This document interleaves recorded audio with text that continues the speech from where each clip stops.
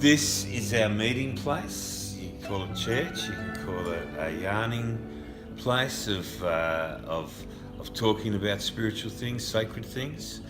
And we do obviously traditional church readings and a message, songs, but it's really dynamic.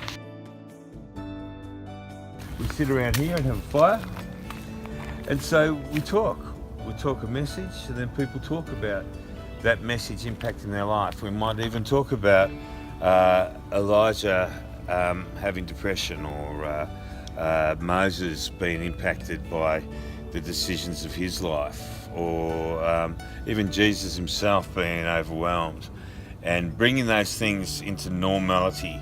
So we want to go through the layers of life to get to that taboo area where people are talking to you about the real things, the real heart things. And that's when you know you're making connections with people, when they're actually telling you unsolicited that this is what's happened in my life. I have profound sadness, or I can't stop drinking because I don't want to stop drinking because I just can't stand living anymore. We do a ministry of red bum, which means we sit on our bum and earn the right to hear people's story. And that's a really important thing, rather than the other way around, where we want people to hear our story, what we're about, what we're trying to do. We actually are more interested in what they're wanting to do, what matters to them. And faith matters to them, Jesus matters to them, their history matters to them, their heritage matters to them, belonging matters to them. This place holds absolute significance to them, and having the sacredness of a spiritual theme to it means that this is inherent with deep values the moment you walk through that gate. And those values are no greed, no shame, no manipulation, no fighting, no swearing, and they hold that up very highly. That's a very important thing for them. And so the trees that people plant, and they're people that have generally gone through a lot of trauma.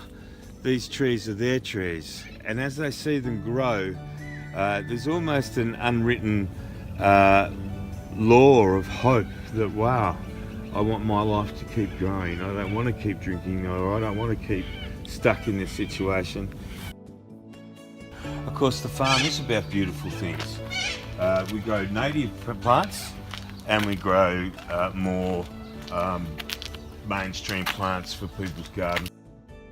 So people are increasing their diet.